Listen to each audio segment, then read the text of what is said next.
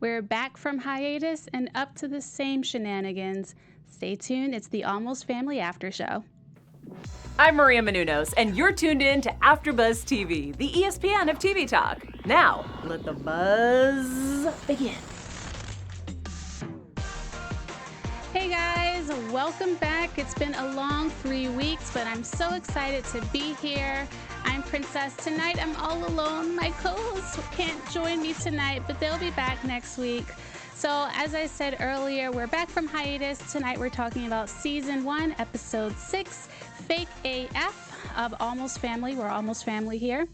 And let's just go ahead and get into tonight's episode. We have Julia being Julia. We have Edie still confused. We have Roxy, who really just wants to find purpose in a family. And we have Leon, who's just being his creepy self. And we'll also have our special segment and predictions. All right, so the first up, as I said just now, I wanted to talk about Leon.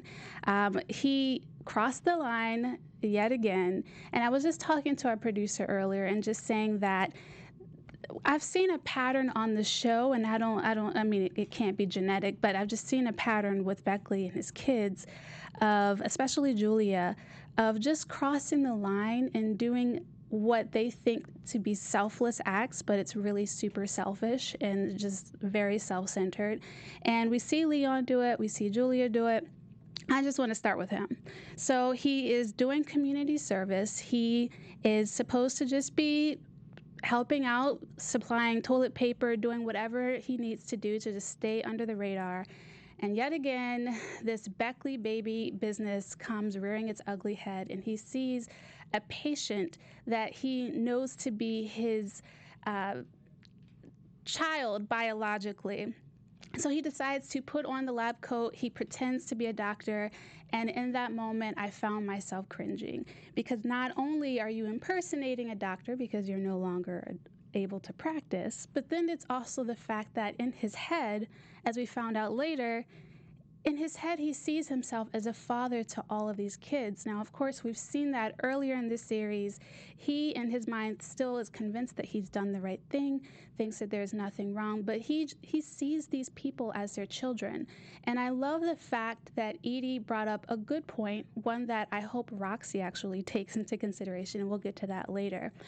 And in that he may have been the sperm donor, but he didn't raise this kid. He's not his son. I mean, yes, the biology is there, but that was not intended by his mother. But then also, he didn't raise the child. He didn't pay for anything to help the kid. He doesn't know who he knows his name, and that's about it. He wasn't there for any of his, falling down, all the things that kids do. He wasn't there.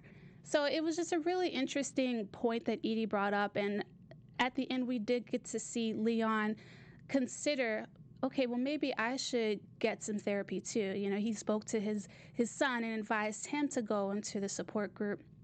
But I hope that he does as well, because clearly there's something wrong if he considers himself the father of all these children and there's nothing wrong with what he did. We've already discussed it. It's just very bizarre. But I also want to talk about one of my favorite characters, who I feel like is the most honest in this show, and that is Roxy. So first and foremost, we all talked about Roxy and Isaac in the last episode, and I didn't think that that was actually going to become a pairing. I thought that Isaac was really into Julia, and I still do, but it just threw me for a loop when he decided to ask Roxy out on a date. So it'll be interesting to see where they go as a couple, if it really turns into anything or if it fizzles out.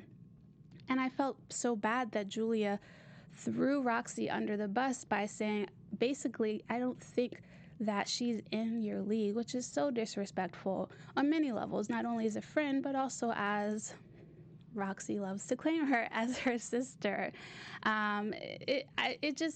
It made me really sad for her, and I think throughout this season we've seen several moments where Roxy has just been underestimated and been mistreated. And yes, sidebar, yes, I do think that she's a little spoiled. I do think that she can be a little disrespectful, but at the same time, based on how her parents have treated her, based on even how Julia treats her, I think for the most part, people haven't put Roxy first. So we'll see what happens with her and Isaac. Who knows what'll come out of that. But speaking of putting Roxy first, there's also Roxy's parents, not her biological parents, but her mom and dad that raised her. And I think it's a complicated issue when it comes to her and Diane. I understand Roxy wants this life for herself. She feels like this is the first thing that she can have for herself that no one else can really touch or intrude upon. But I don't think that it's right or fair of her to ask Diane to not testify. At the end of the day, Diane, as a human being, as an individual, was violated. And I understand. I want Roxy to have that family. I want Roxy to have that support that she's so looking for. But at the same time, we heard Diane's testimony. She was mistreated, and someone has to speak up. Someone has to tell the truth. And though it sucks that she's so close to Julia and to the Bechley family, at the same time, I do think it was a bit selfish and disrespectful for Roxy to ask Diane to step down. I don't think that Diane should have thrown Roxy out the way that she did. But who knows? Hopefully, Roxy will take this in stride and become a better adult for it. You know, she's about to train this young girl, Izzy, and hopefully that becomes a source of income. Hopefully she rises to fame quickly, but also B, she finds what she's looking for in that. And even when it comes to her relationship with Isaac, I don't even think that she should be in a relationship. I think she should fully invest herself into taking care of Roxy and training this young girl and just doing what's best for her and not really thinking about anyone else. But that's just my thought on those two. Another couple in the show is Edie and Tim / Edie and Amanda. And you guys already know my thoughts. It goes back to the selfless versus selfish thing. Amanda may have good intentions, though I still don't trust her. I still feel like there's something in her back pocket. Although, what was interesting in this episode is we got to see Edie's boss kind of ask her to really push the opposing attorney to push Amanda and her team. So it'll be interesting to kind of see how much of that actually weighs on this. But at the end of the day, I really wish that Amanda would give Edie space. I think everyone needs to give Edie space, to be honest with you. I think she has to figure out what she really wants, who she truly is. And no, I don't think that it's okay for Amanda to continue to push herself onto Edie, especially when she's married and she keeps saying, no, I don't want this. Even if you know that they're not being true to themselves, I think the most respectful thing is to give that person space and let them come to their own decision. Which, speaking of decisions, we also have, to make things further complicated, we have Edie and Tim trying to figure out whether or not to have a child. And as soon as Tim asked her, I thought it was kind of weird to ask that in that particular setting and kind of expect the response immediately. I don't know, it was just kind of weird to me. But I'm glad that Edie took her time going through that decision. And it was interesting that at the end she told Tim that she wants whatever he wants. I don't think she approached that properly. I think she's still obviously trying to figure things out, and I just wish that she would have been honest. I think saying I want whatever you want. On Tim's side, if someone told me that, I don't know if I would want to take them up on that. You know, I want you to be as excited about starting a family as I am. So as confusing as that was, that's how confusing Edie is. And we did see her cry with her mom at the end, and I'm happy to see that emotion flowing from her. I think it's been pent up. I'm thinking this is really helpful for her. But at the same time, Edie wasn't crying because she's I think she was crying because she was confused, but what she admitted to her mom was about being confused about having a baby. And that was one moment where I wish, yet again, she just wouldn't have been honest. And I thought she was going to tell her mom about the affair, but we'll see what happens. I'll kind of get into it in my predictions. But before we move on, I do have a special message for you guys. So I just want to say thank you for making us the ESPN of TV Talk. And for us to continue to grow, we could really use you guys' help. So if you're on YouTube right now, hit that thumbs up button and subscribe. And if you're on iTunes, please give us a 5-star rating. But no matter where you are, leave us a comment so you can get involved in the conversation. Being a part of AfterBuzz TV has meant so much to all of us, and me especially here tonight. And we truly appreciate you supporting us and doing what we love. Don't forget to tell your friends and keep enjoying our shows. So, last but not least, I just had to talk about Julia. Julia. I don't even know where to begin. So, I think this is another situation where I think it would be really helpful if she got support, if she went to therapy. I know they're offering therapy to all the patients. They showed us that at the very beginning of the episode, and especially to anyone who is impacted by Leon's choices. But I want Julia to go get help. We see her meet another Bechley brother at the very beginning, and he seems nice. He opens up to her immediately, and in my mind, I thought to myself, that's such a poor choice, but you seem so kind, so I'm okay with it. But we see her kind of take advantage of that in a way. We see her, she's so focused on having a gay brother and having that personal thing that she wants filled in her life. That, for some reason, that's what she's always wanted. We see her get so caught up in that she brings down her other siblings in the process just to potentially relate to or have a relationship with this guy who she just met and has made it very clear that he's been in this situation before and he does not need what she is offering. So it was yet another situation where maybe the intentions seemed pure to her. She thought, well, I just really want this. I really want to get connected to this brother. I really want him to get connected to our family, and really for her own personal desires.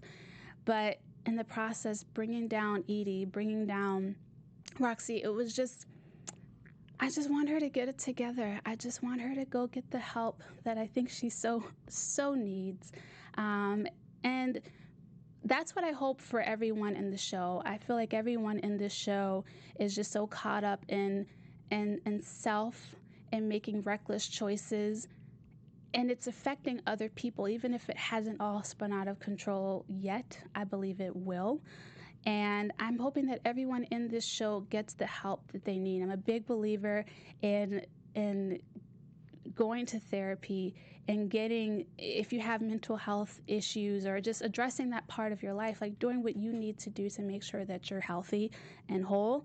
And the characters just aren't doing that. So I'm hoping that in future episodes we'll get to see more of that. But that is all for tonight's episode coverage. Next up, we're going to get into our special segment, which is DNA Dominoes. I know. All right, so for tonight's episode, we have a pairing that I forgot about, and I knew it, but I just don't think about it. It's very weird. Anyway, so our celebrity family tonight is Snoop Dogg and Brandy and Ray J. Everyone knows that Brandy and Ray J are brothers. I love them. They're like me and my brother. But Snoop Dogg is their first cousin, which is super cool. Brandy was even featured on Snoop's 2009 song Special. So I actually haven't heard that song. I have to check it out. But yes, guys, they are related. They are first cousins, which is super cool. It's always good to have a family member in the business. You never know how it could help you down the line. Next up, we have predictions. Your AfterBuzz TV predictions. It's that time. So one of the things I meant to bring up earlier, and I'm going to bring it up in predictions, is I think that something between Julia and Tim, I don't think anything will happen, but I think they're going to get extremely close. I think Tim still has a soft spot for her. He opens up to her in ways that I think are inappropriate and is just a tad too much. But I also think that he loves Edie, and he's dedicated to that relationship, even during a conversation that was really touchy. And I think it could have been easy for Tim to take advantage of Julia, because very clearly she still wants to be with him. She lied about him being her husband. I think that he could have taken advantage of that, and he chose not to. So I think we'll see more of that. I think it'll reach a tipping point, but in the end, I believe that he will make the right decision. I hope so. I hope that we don't see him and Julia pair off, and then Edie and Amanda. That was just, I'm hoping we don't see that. Just want to do a quick shout out to Jazzy Jones in the chat, whose birthday is in 30 minutes on the East Coast. Happy birthday, Jazzy. Thank you so much for being in the chat. Happy birthday. I love that. I'm from the East Coast. I always think about what time it is back home. But anyway, happy birthday. I hope you enjoy your November birthday. It's so cool. And thank you for joining us. Hopefully next week we'll have a full team with us. But anyway, yeah, that's my predictions for that regard. So with that being said, guys, thank you so much for joining us.